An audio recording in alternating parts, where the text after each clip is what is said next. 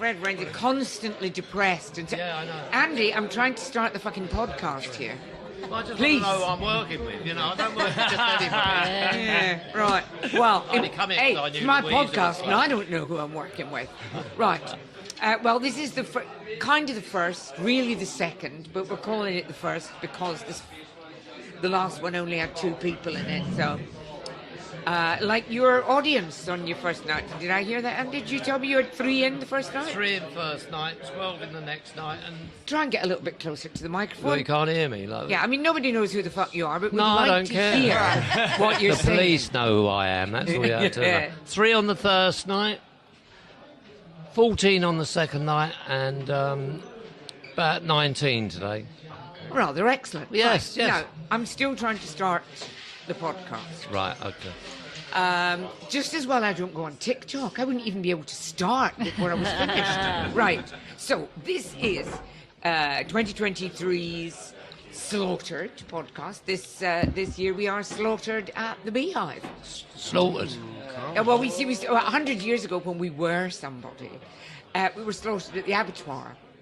And then... You survived. Things happened. No, so it's slaughtered, it's a bar. Never mind. Comedy. you can't get the help these days. So this year was slaughtered at the Beehive with... Okay, thank you. Slaughtered at the Beehive with the Scottish Comedy Festival. And this is the first kind of official podcast with me, Copstick, and Stephen. Introduce yourself, Stephen. Evening all, I'm Stephen. That's it. Jesus, Solid work. He's meant to be the one keeping me on the straight and narrow. We were going to call it Copstick and the Voice of Reason, and Stephen was going to be the voice of reason, but I'm very, very glad we didn't go for that. Now, in no particular order. He's got the Valium. He's bought the Valium. Oh, hello. Good. We just... Park yourself. We've got... Now, what I'm going to do is introduce the 3 people that I know who they are. And then we've got 3 other people, young people. I've got no idea who or what the fuck they are. Stephen invited them. All I know is I've just bought a round of drinks that cost 37 quid. So they better be fucking funny. No pressure. Are you funny? No, we're good. No, you laughing is not really what we're here for. I know. You making people...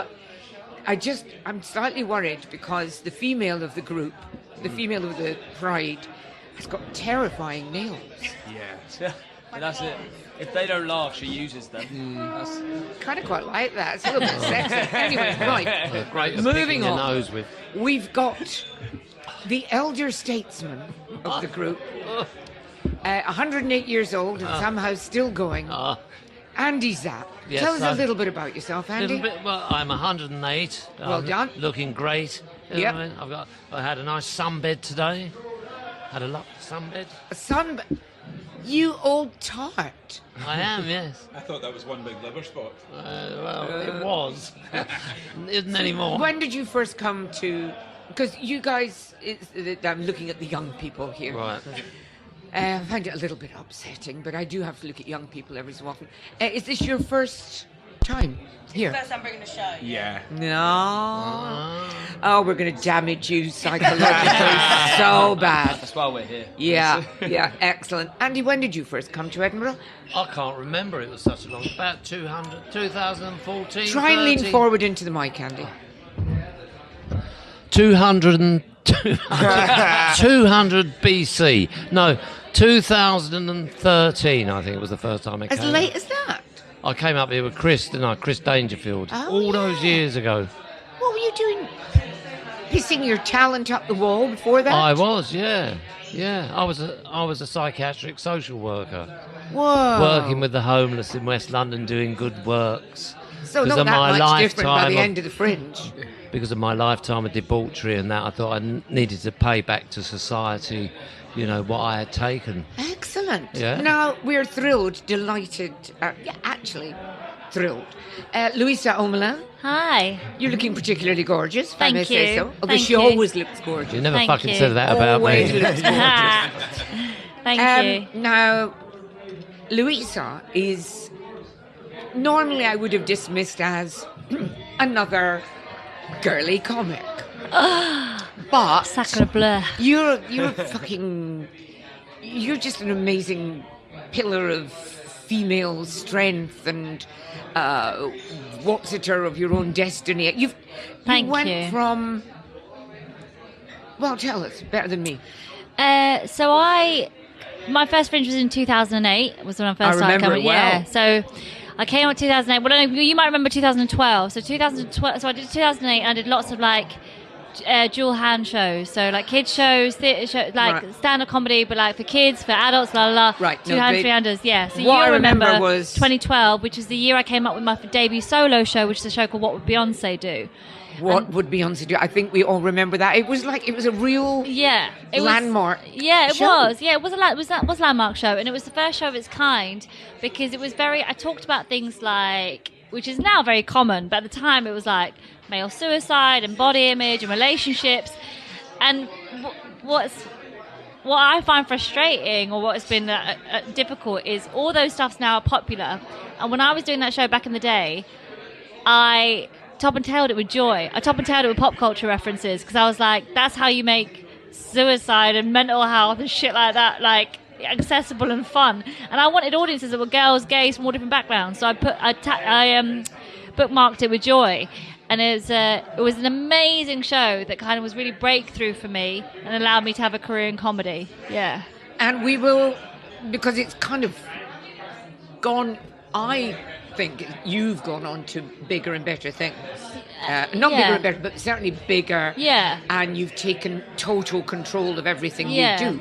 But more of that after we meet our final guest. Now, I just think we should all take a deep breath, because this could be a very depressing experience for us all.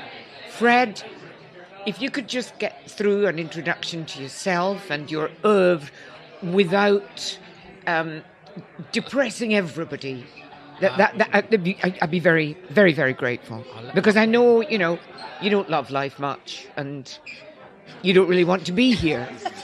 Well, I think I'll go and kill myself now. So that's what I do, really. And I haven't had a breakdown since. That was my third. That's fantastic. Oh, so far. Thank you. Luisa, you're a do-it-yourself, hands-on. Do you flyer yourself? No, not for a long time. When I first started, I did. Yeah, but also, I can't be bothered with that shit. It's not my remit. There's people that are very good at that, and I've paid my dues. I feel like I paid my dues when it comes to that. I'm not paid your dues. You've only been here about a minute. I know. I'm not interested in flyering. There's people with a lot more energy and a lot more patience than I have that you go, do you know what? I'd much rather give you money and you go do it for me than and I'll just focus on the show now. So yeah. Oh. Andy, do you I fly myself and then I go to the gig. I think yeah. But that's a good title, you see. Sex and drugs and getting old. It's a brilliant title. So they all relate. Thank you. They're good. No, thank you. Really? Which bit? It's funny. It is. No, it is. It does get a laugh, but people just go, "Oh no, thank you." I think, but they're laughing. Well, I mean, they always say I've you done should well do out comedy about what you know, and you're doing comedy about what you know. Yeah, that's right. Now then, we turn to the young people at the end of the table, about whom I know absolutely fuck all, which isn't very professional. The token young people. Yeah, which isn't very professional. But Stephen is my other half on this podcast. And he's young.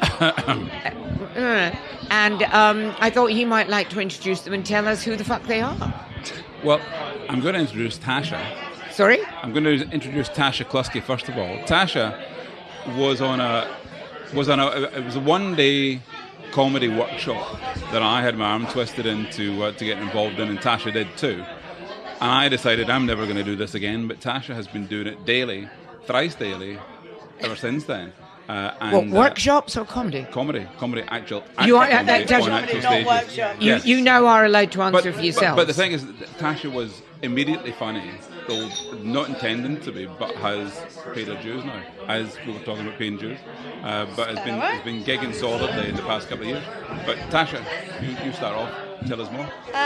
Yeah, I mean, that pretty much sums it up. I did that workshop because I lost a bet to our joint friend Bill, who strong-armed me into doing a workshop because he's been trying to get me to do comedy for about 3 years before that.